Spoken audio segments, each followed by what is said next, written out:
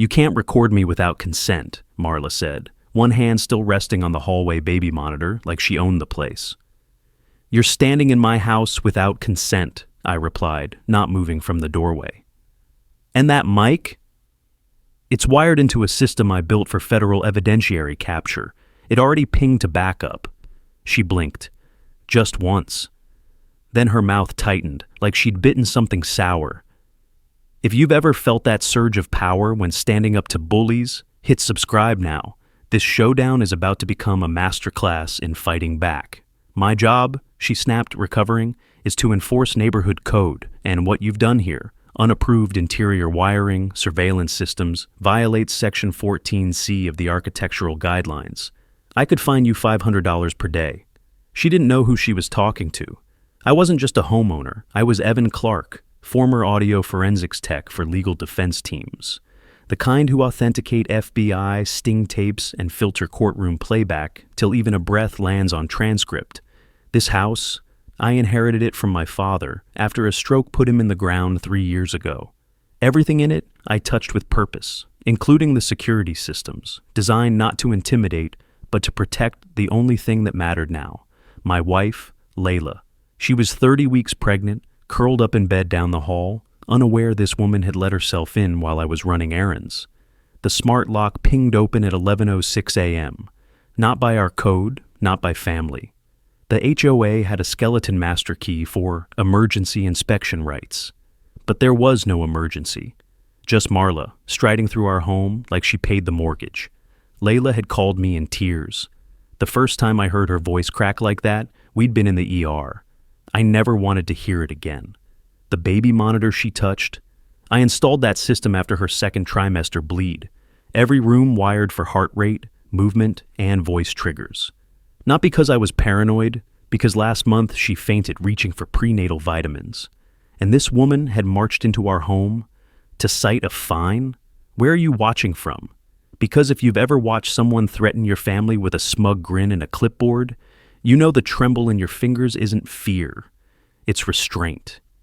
You're going to regret weaponizing your position, Marla, I said quietly. She tilted her head. Is that a threat? Number? It's a recording.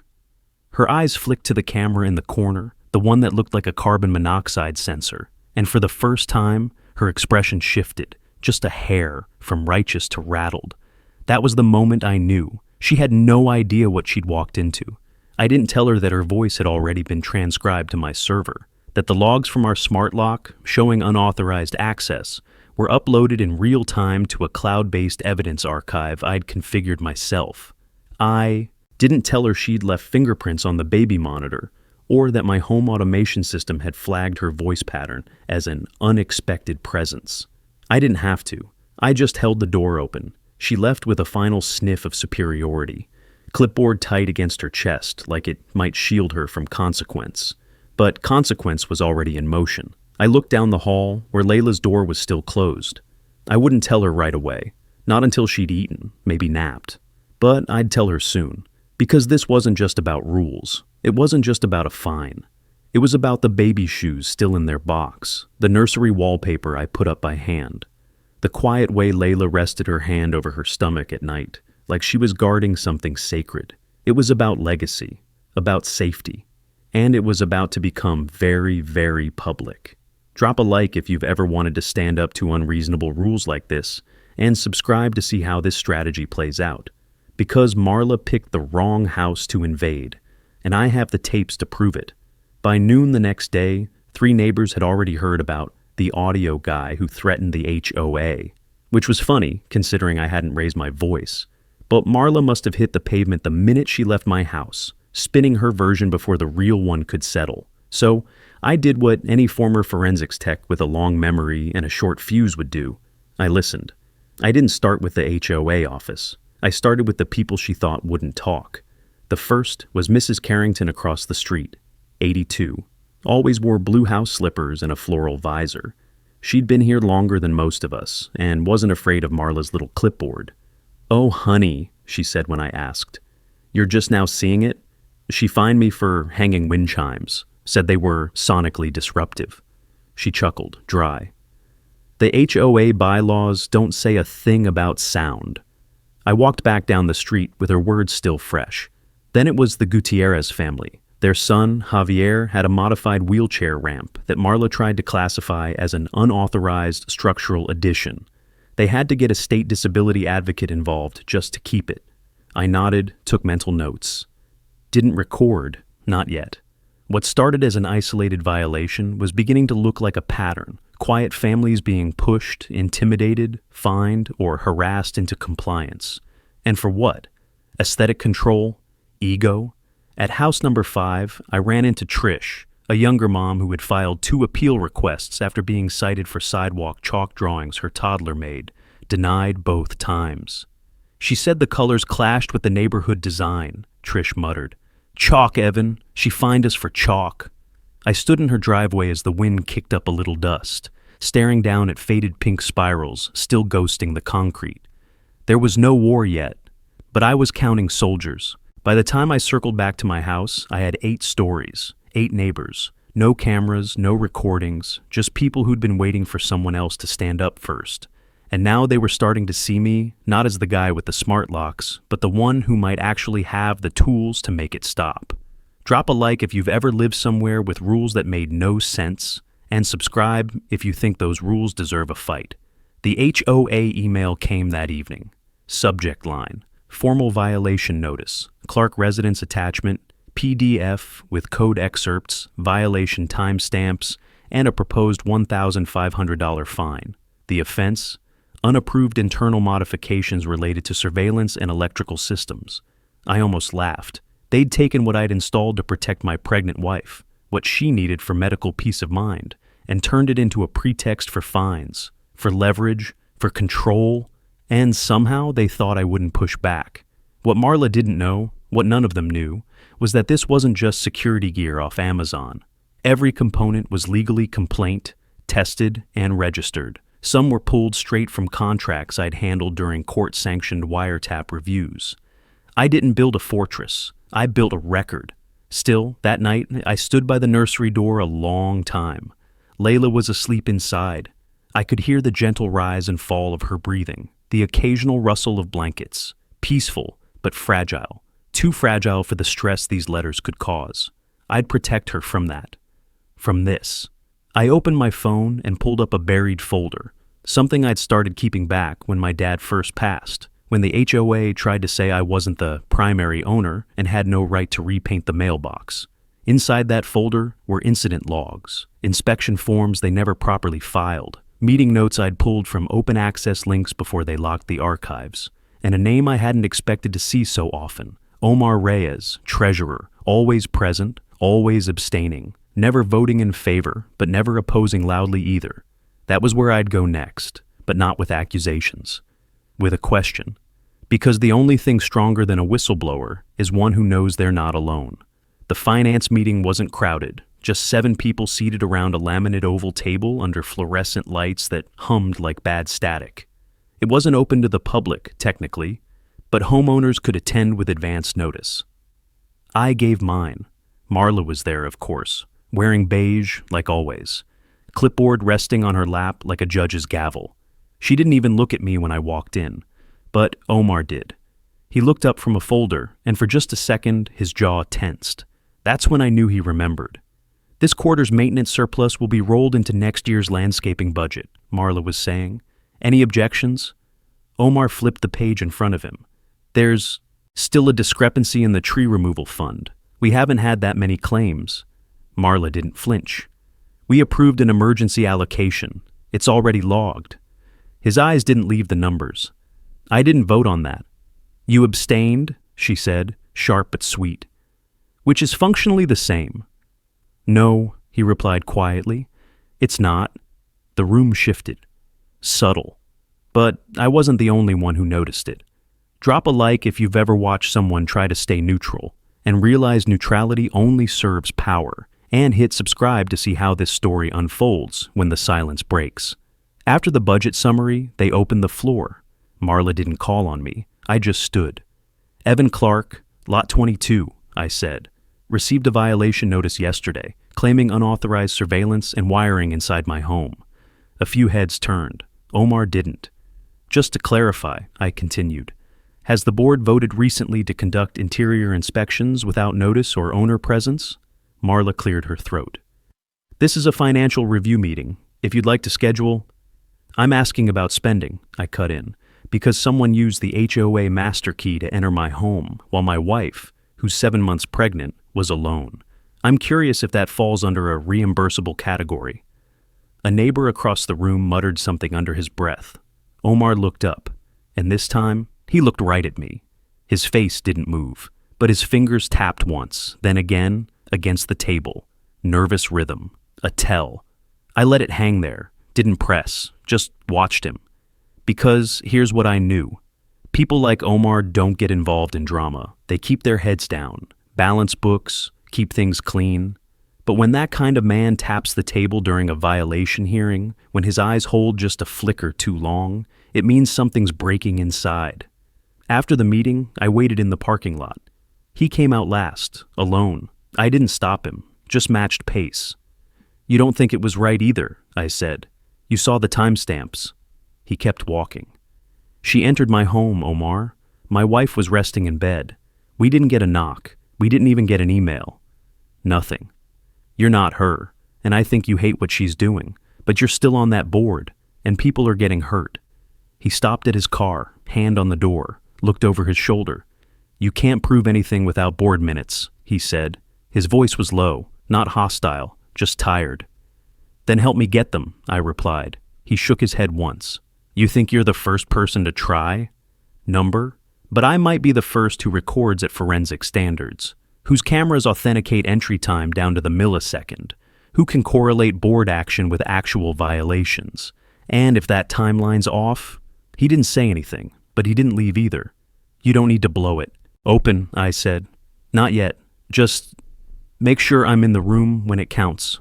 He opened the car door and got in. I turned to walk away. But just before I reached the edge of the lot, I heard him roll down the window. She never filed the inspection request, he said. I stopped. That's off record, he added. You didn't hear it from me. And then he drove off. But I had what I needed, confirmation, a fault line in the board, and a man on the edge of doing what was right. Wordlessly, I walked back toward my street, the dusk settling over the rooftops. The HOA thought it was in control, but something had started to shift. If you've ever seen someone stay silent until the moment truly mattered, drop a like. And if you're ready to watch what happens when an insider finally speaks out, hit subscribe right now.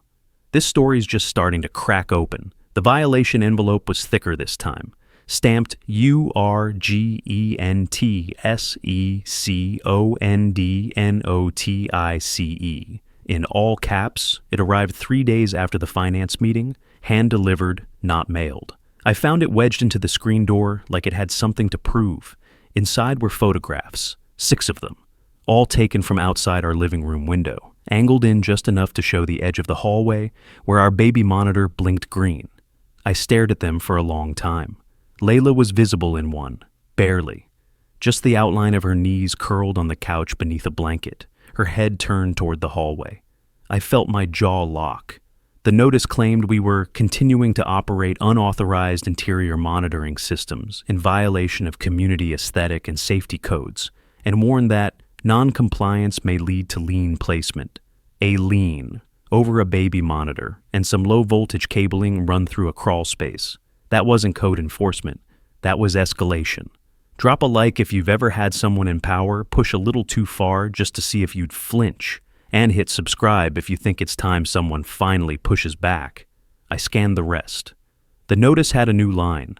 Per board discussion. Vice President Hensley may exercise her inspection authority as deemed necessary for resolution. So now she was framing the trespass as policy. Retroactive justification for what she did. I didn't bring the letter inside. I left it on the porch, took photos, then emailed scanned copies to my legal folder. The original stayed where it was, collecting dust. That night, Layla noticed I was quieter than usual. I kissed her forehead and told her the wiring was fine. The cameras weren't being turned off, and no one was coming in without a warrant. She didn't ask for more. She trusted me.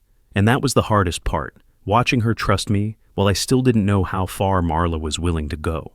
The next morning, I drove to the city inspector's office. I didn't need them to intervene. I just needed a baseline. I brought blueprints. Every modification I'd done on the house was up to code and below voltage thresholds. No permits required for internal work that doesn't breach shared structural walls or touch high amperage systems. The inspector reviewed them with a bored expression until I showed him the violation letter. HOAs can't regulate interior systems, he said, tapping the paper. They can request an inspection, but they can't demand access, not without probable cause or a court order. Even if they claim safety? He snorted. They'd need a fire marshal, not a clipboard. And this? He tapped one of the window photos. That's walking the line of privacy infringement. I left with two things: a printed statement of city compliance and a name, someone in the zoning board who occasionally deals with HOA overreach. I didn't need to call him yet, but having the number was insurance. Back home, I scanned the compliance statement and attached it to a new file labeled Defense Build, Phase 1, because this wasn't a conversation anymore. It was a pattern. They'd skipped protocol, entered without consent, weaponized surveillance language, cited interior wiring they had no jurisdiction over.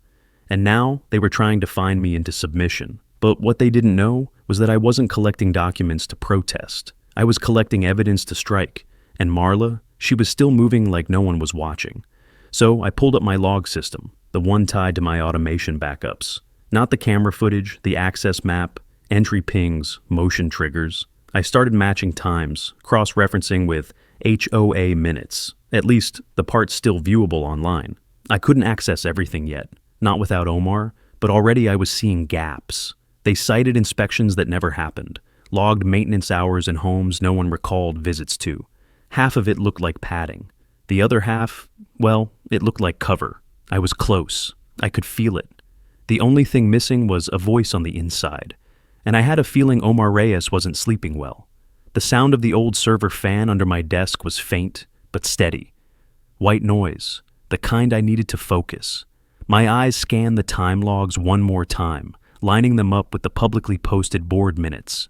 The pattern wasn't subtle anymore. It was wide open. Marla had filed reports claiming she conducted routine exterior assessments on 7 properties in the last month, all within a 3-day window. But according to my smart network logs, the ones pinged by motion sensors placed discreetly on our street, there was only one person walking those sidewalks during those hours, and it was her, alone. No clipboard crew, no witness, no homeowner present. Just Marla, casing houses like they were entries in a catalog she didn't own. What's worse, 2 of the homes on her list were vacant. One was up for sale, the other undergoing plumbing work. So, how did she inspect interiors? The answer was simple. She didn't. But she said she did, and that made it official board record. Drop a like if you've ever caught someone abusing power and had the receipts to back it up, and hit subscribe if you're ready to see how I turn that evidence into action. I narrowed the time window, focused on my own violation date. The HOA timestamp claimed Marla inspected my house at 11:30 a.m., but my home server, timestamped in real time with backup redundancy, showed she entered at 11:06. The 30 minutes wasn't just a clerical error, it was insurance. She gave herself a time buffer to fit the narrative in case anyone asked, but she didn't know how precise my system was. I tagged the audio from that entry event. Clean, uncompressed WAV file, recorded at courtroom grade standards. I applied my old verification protocol, isolate vocal ID, confirm background signature, cross-reference device metadata. I used to do this for state defense teams. Now, I was doing it for my wife. Once I finished, I compiled it into a standalone file. File name, Incident Clark. Premises. HOA entry WAV. I added a visual transcript overlay just in case. Then I emailed a backup to my off-site encrypted cloud folder, 1 copy to myself, 1 to an attorney friend I hadn't spoken to in a year. I didn't need her involved yet, but I wanted the chain of custody started. That night, while Layla slept, I walked the edge of our property. Not to think thinking was over. I was planning now, strategizing. The kind of planning where one move forces 5 reactions. That's when I spotted it, wedged between our garbage bins on the side path. A crumpled HOA maintenance tag. I picked it up, read the form. It was for a weed inspection dated 3 days prior, marked as passed, signed with Marla's initials, but no one had come through our side gate. No one had checked anything. I would have seen it on the camera. The gate logs would have pinged. I wasn't being cited anymore. I was being logged. They weren't inspecting to correct violations. They were building a trail, trying to frame my house as high risk. So, when they did something truly over the line, they'd claim it was justified. I stepped back inside and shut the door quietly behind me. The house smelled like lavender and dust and sleep. I paused in the hallway, looking toward the nursery. Number. They weren't going to win this with paperwork and fake timestamps. I opened my laptop and pulled up the HOA website. Still no upload of the most recent board meeting minutes. Still no access to inspection request logs. But I didn't need that now. What I needed was a hole in their armor, and that hole had a name. Omar Reyes. I sent him a message through the official HOA contact portal. Nothing direct. Just a simple request. Requesting confirmation of inspection procedures logged for Lot 22, week of July 10th. Possible discrepancy in timestamps. Would appreciate verification before escalation.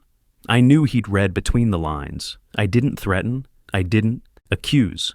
I just let him know I saw the cracks. And soon, everyone else would too. Layla couldn't sleep again. I woke up around 2 a.m. to find her sitting at the kitchen table, knees drawn up, one hand resting on her belly, the other cradling a mug she wasn't drinking from. The glow from the hallway nightlight painted her in soft amber, but her eyes looked gray, like someone who'd been carrying too much, too quietly. "They slid something under the door again," she whispered without turning. "While you were asleep." My stomach clenched. I stepped forward, careful not to startle her, and picked up the folded paper resting near her elbow. It was another notice. This one marked final warning. Pending legal escalation. But it wasn't just the language. It was what they chose to include. Photos again. Blurred stills of our baby monitor's glow. Zoomed-in shots of motion lights triggering at night. Comments like suspicious electrical system and possible external streaming risk. They were building a narrative, a lie, that we were somehow a threat to neighborhood safety, not just non-compliant, dangerous. Layla set the mug down. It clinked too hard. "I don't feel safe here anymore, Evan." That's when something broke in me, not with sound or shouting, but with purpose. They were crossing a line I hadn't drawn yet, but I would, right now. I took her hand. "Go lie down, I'll handle the rest." She hesitated. "I promise." Drop a like if you've ever had to become the shield someone else needed. And hit subscribe, because now it wasn't just a violation battle. It was a war over peace of mind. After she disappeared down the hall, I turned on every system I'd wired into this house. Motion logs, night vision footage, temperature sensors, entry attempts, internal voice cues, and in the middle of it all, Marla's voice, recorded, crystal clear. "You're operating unregistered security surveillance. You'll be fined, possibly removed." I synced the audio with the access logs and ran a timeline scrub across the last 2 months. Her name, her movements, how often she targeted homes on the outskirts, the ones with new families, elderly residents, people too tired or afraid to push back. It was a pattern of harassment masquerading as authority, and now I had enough to prove it. I opened my Phase 1 folder, added every updated log from the last 48 hours, and began building a visual report, something even a judge with 5 minutes could follow. Timeline, entry records, audio, photo metadata, HOA violation language versus local municipal code, all layered in. But something still felt fragile. Evidence wasn't enough. I needed leverage, and that meant Omar. I sent a second message. "Timestamp inconsistencies now verifiable. Multiple properties affected. Recommend internal audit before formal legal action. Discretion advised, for now." Not subtle. I wanted him to know that things were in motion. The next morning, I called Layla's OBGYN.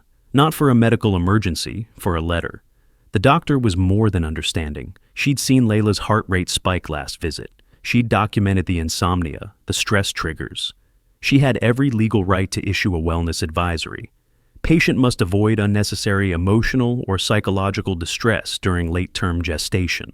Environmental stressors to be minimized. I picked it up myself. had it notarized, scanned, and added it to my defense package under medical burden of proof. It wasn't just about legality now. It was about harm. The HOA's behavior was causing measurable medical damage, and that gave me teeth. By the end of the day, I had everything backed up, locally and in the cloud. I created a duplicate package and mailed it to a private attorney I knew from my forensics days. No retainer, no motion filed yet. Just a warning shot. Let the HOA try to push back now. Let them escalate. Because the next board meeting was public, and I had plans for that room. Where are you watching from? Because if you've ever waited for someone to strike back the right way, with proof, with power, with purpose, you're going to want to see what happens next. They made my wife cry. Now it was my turn. If you've ever had to protect someone you love from people who thought they could get away with anything, drop a like. And if you're ready to watch how this evidence turns into action, hit subscribe right now. The board meeting's coming, and so is the fallout. Omar replied at 6:12 a.m., not through the HOA portal, not by phone.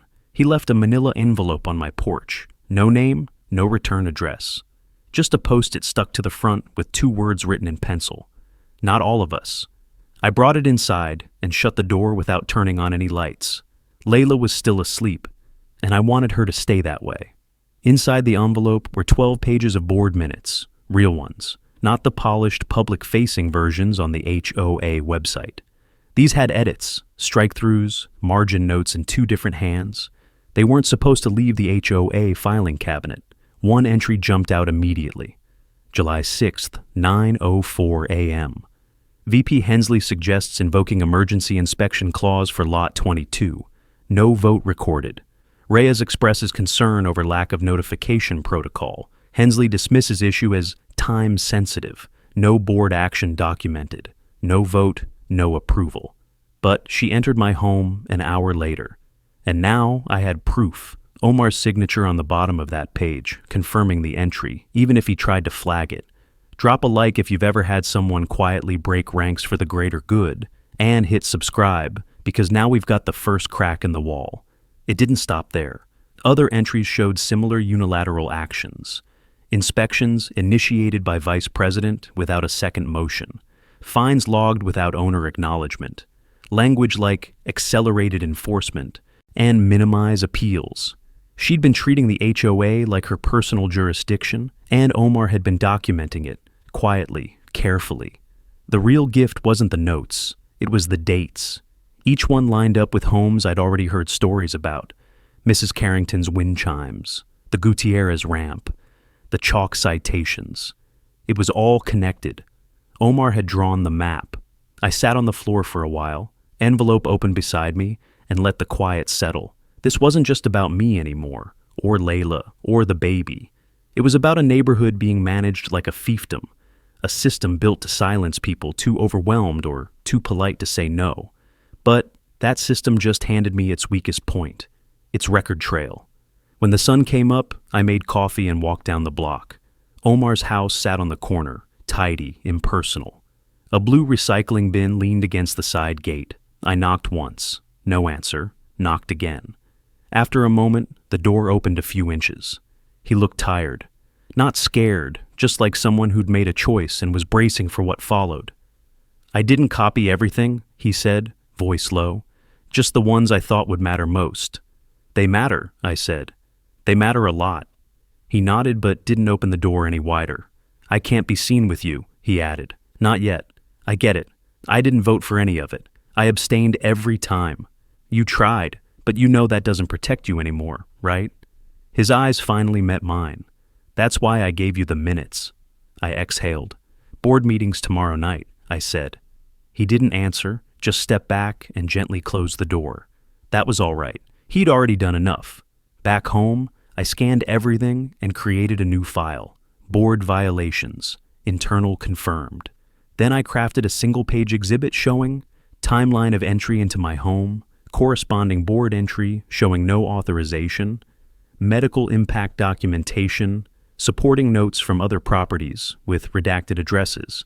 I labeled it Exhibit A, Pattern of Abuse by Vice President Hensley. It was simple, clear, legal, and ready. Subscribe if you've ever wanted to see someone face the consequences with the receipts right in front of them, because tomorrow the room won't be quiet. I looked toward the nursery. Layla stirred inside. I heard the faint shift of bedsheets, the creak of the old mattress. I stayed where I was, watching the door. I'd made a promise to her. Now it was almost time to keep it. I printed everything twice, once on plain paper, once on letterhead. Not legal letterhead, but mine. I still had a few from the freelance audio forensics work I used to do before remote contracts took over. Clean, minimalist, credible. It wasn't about theatrics. It was about showing I knew what mattered in a room where power liked to wear a badge. Each packet was stapled in the same order. Timeline of Marla's unauthorized entry. Omar's signed board minutes, my smart lock logs, audio authentication report, and Layla's OB/GYN wellness advisory. At the top, request for board review, lot 22. Not a threat, a request. I wanted it to look procedural, calm, reasonable. That way, when the storm hit, they couldn't say I hadn't followed protocol. Drop a like if you've ever had to play it calm while preparing for war, and subscribe now, because the HOA's next meeting isn't going to be quiet. By noon, I'd sent a soft copy to the HOA board's official email address with a delivery receipt tagged. Then I slid the hard copies into 7 folders and drove them to the HOA office, placing each in a labeled mailbox slot. President, VP, Treasurer, Secretary, Legal, General Compliance, Public Archive. It was the most formal I'd ever looked in sweatpants. When I stepped back into my car, I didn't feel triumphant. I felt controlled. Exactly what I wanted them to think I was. Back home, I started phase 2. Making sure everything I'd submitted would stand up to scrutiny. I ran a full audit on the security logs, archived 3 redundant backups to different cloud providers, and ran a chain of custody certification on the audio using a public time-stamping API.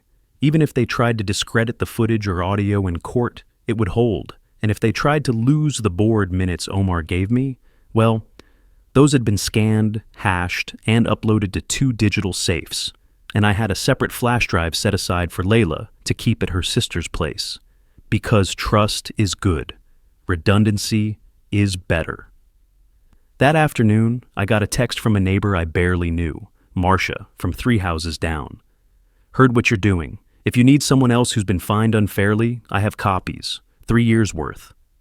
It wasn't a rally yet, but it was friction, enough to build pressure. The kind that makes a meeting go from procedural to public. That evening, I walked the perimeter of our property one more time, checked that every camera was angled, motion triggers armed, logs synced to backup. It wasn't paranoia, it was pattern awareness, because people like Marla don't give up quietly. They rewrite reality, they try to discredit, to flip the script. So I ran through every possible angle, what they might say, what they might deny. But there was one thing they couldn't erase: their own minutes, their own silence, their own patterns, and the fact that someone from the inside had already started to walk away from them. Omar didn't text me that night, didn't send another envelope, but I didn't need more. He'd already cracked the seal. All I had to do was let the pressure build and be standing there when it burst. The HOA board meeting was posted for 6 p.m. the next day at the clubhouse on Hawthorne Circle. Public attendance encouraged. For once, I'd be early. Before I went to bed, I checked the nursery monitor. Layla had fallen asleep in the glider, a hand resting over her belly, a soft hum vibrating from the white noise machine beside her. I stared for a long time. This wasn't about revenge. It was about rebuilding safety where someone thought they could steal it. About telling the truth in a room built on silence. About showing what happens when you force the quiet guy with all the recordings to speak. I arrived at the clubhouse an hour early, not because I was nervous, because I wanted to see who showed up before the meeting started, who walked in fast, who avoided eye contact, who looked like they knew something was coming. I parked across the street under the magnolia tree and waited with the windows cracked. The folders were stacked in the passenger seat like sealed charges. At 5:17, I saw her. Marla, slate gray blouse, hair pulled into a precise twist, clipboard tucked under one arm like a judge preparing to sentence a courtroom. She didn't look around, just marched through the clubhouse doors like it was hers. That would change soon. At 5:24, Omar pulled up, alone, same car, same posture. But he paused at the door, hand hovered, then he pushed it open and disappeared inside. I gave it another 5 minutes. Then I gathered my files and walked across the street. The air smelled like fresh mulch and heat-baked asphalt. Summer was clinging to the day like it didn't want to let go.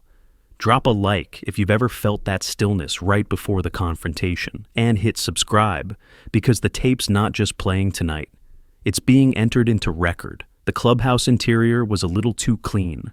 Plastic tablecloths over folding tables, folding chairs set in rows. A pitcher of water, some HOA letterhead. The board members sat at the front, flanked by nameplates. Only 6 chairs faced them, all filled. Mrs. Carrington, Trish, a couple from Willow Bend, Marcia from down the street, Javier's dad. They weren't here for snacks. They were here to listen. I took the last seat, set the folder on my lap, waited.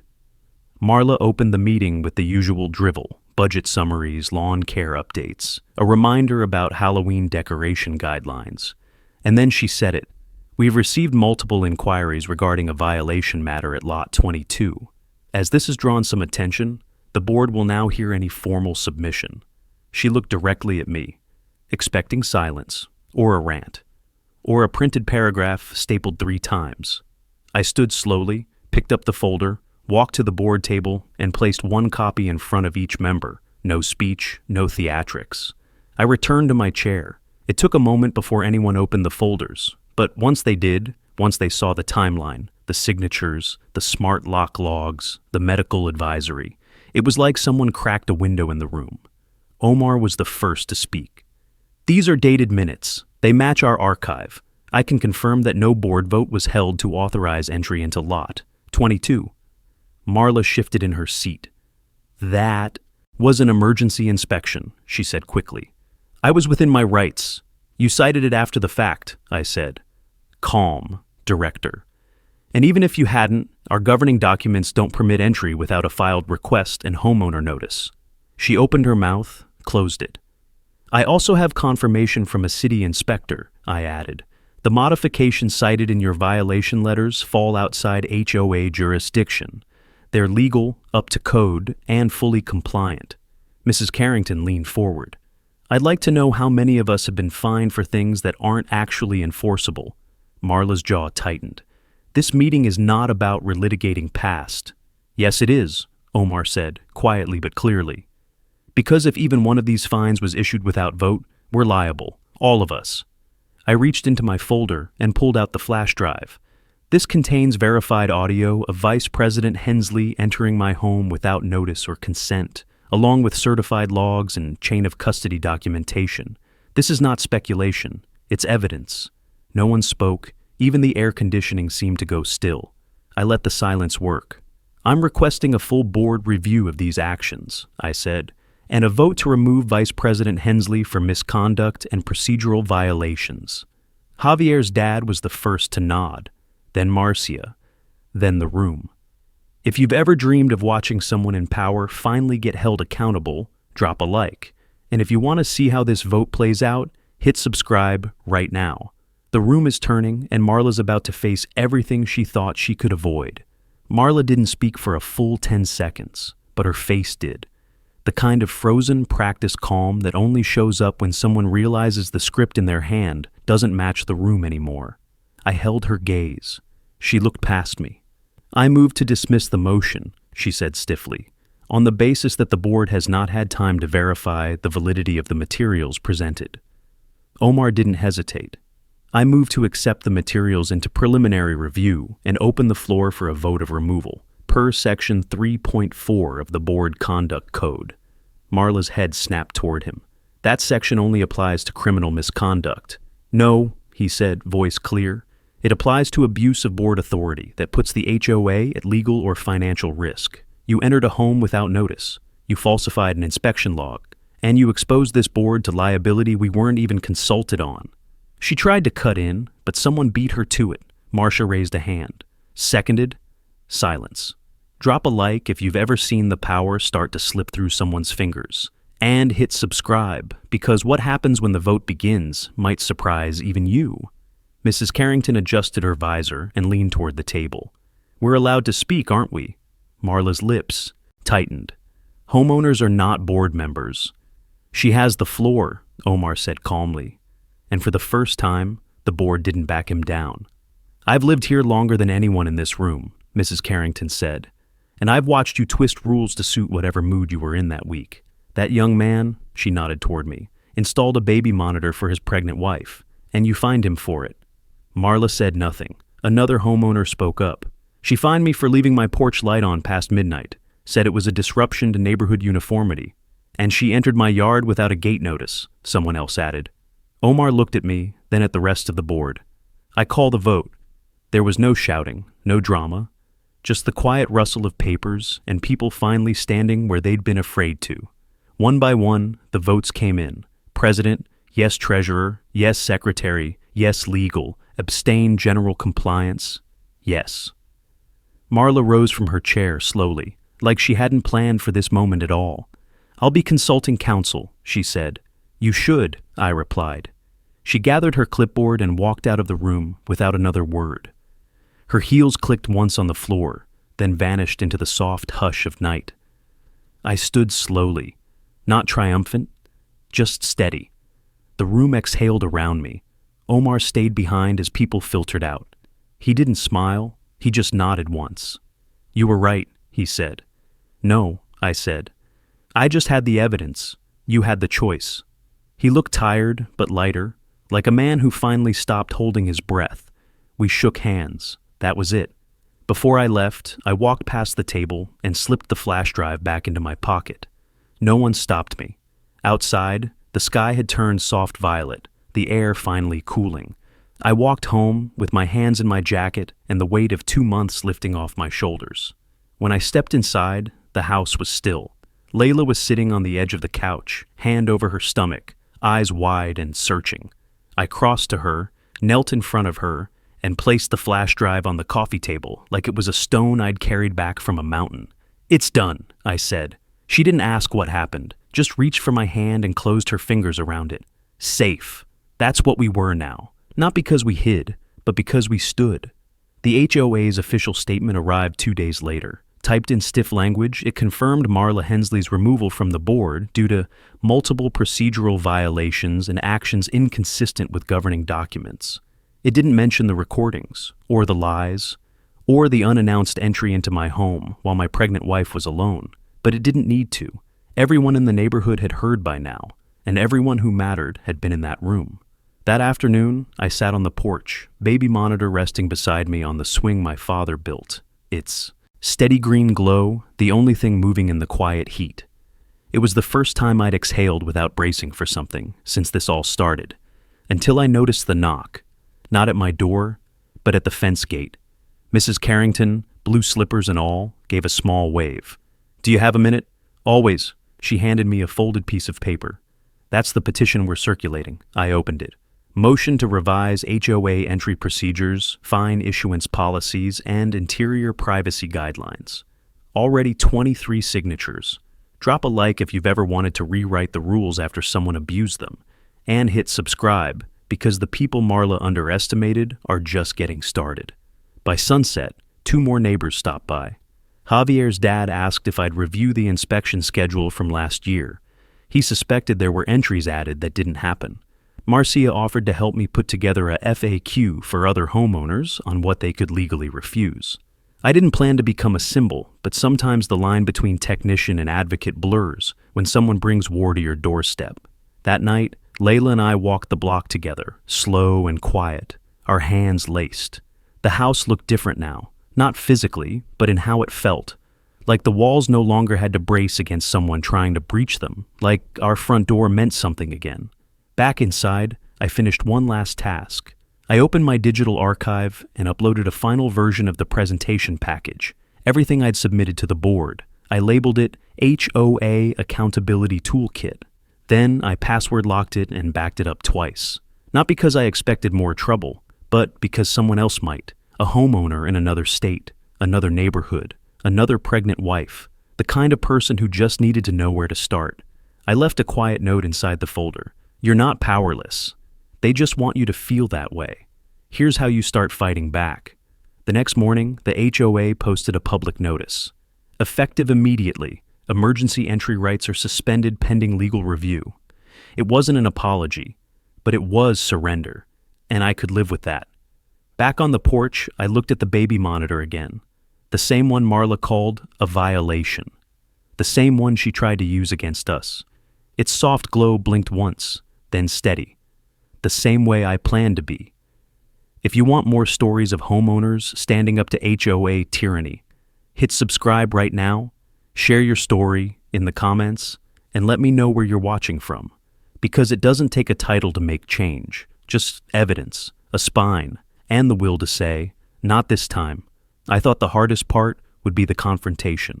Turns out, it was what came after. The silence that followed Marla's removal wasn't just quiet. It was exposed. Every neighbor who used to wave politely from a distance now stopped to ask questions. Not nosy ones, real ones.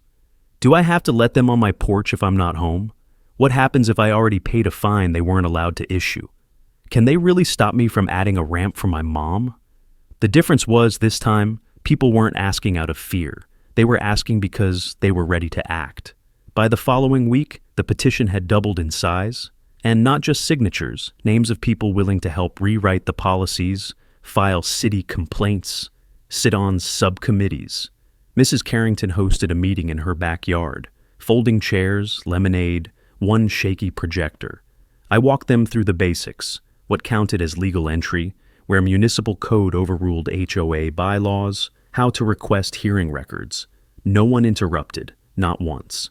I didn't bring up Marla's name, didn't have to. Her absence said enough. But it wasn't until Layla surprised me that I realized how far we'd come. I came home from the meeting to find her in the nursery, not resting this time, but standing, holding a new frame she'd placed over the crib. It was the ultrasound photo, the one from our first appointment, when we still weren't sure things would hold. "You remember what you said?" she asked gently. I shook my head. "You told me, I'll make sure they grow up in a place that feels like home." I looked at the monitor blinking quietly on the wall, then at her, then at the space we'd defended. Not just physically, but legally, emotionally. We didn't just keep the house, we reclaimed it. Drop a like if you've ever had to fight for more than property, and hit subscribe if you believe your home should never come second to someone else's control. 3 days later, I got a letter from the HOA's new interim president, hand-signed. It wasn't performative, it was short. It simply said, "We're reviewing all outstanding fines and violation notices for the past year. If you have documentation or concerns, we want to hear them. Thank you for what you did." I folded it once and tucked it into the same drawer where I kept the flash drive and hard copies of the board minutes. Not because I needed a trophy, but because it marked something worth keeping, something real. I started sleeping better, so did Layla, and the night she nudged me awake at 2:41 a.m., whispering, "It's happening." There wasn't a single moment of panic, just purpose. Labor was slow, but steady, the hospital lights too bright, the waiting room coffee too bitter. But when our daughter let out her first cry, it cut through everything like sunlight through fog. I held her, tiny, fierce, louder than anything I'd recorded, and I understood something I hadn't before. This fight hadn't been about beating an HOA. It had been about proving I could protect what mattered, even when no one else would step in. Because one day she'd ask what kind of home she was born into, and I'd be able to say, truthfully, one that stood its ground. The baby monitor still glows by her bassinet, not as a symbol of fear, but of readiness, of presence, of watching not in paranoia, but in love. And the porch swing? I sanded it down last weekend, refinished the wood, tightened the bolts. It creaks a little less now, still swings with the breeze, still holds the weight. You're not powerless, that's what they count on. But when you know your rights and you've got the truth, that's when everything starts to shift. If this story meant something to you, share your HOA story below, or just tell me where you're watching from. You're not alone in this, and maybe that's how it all begins.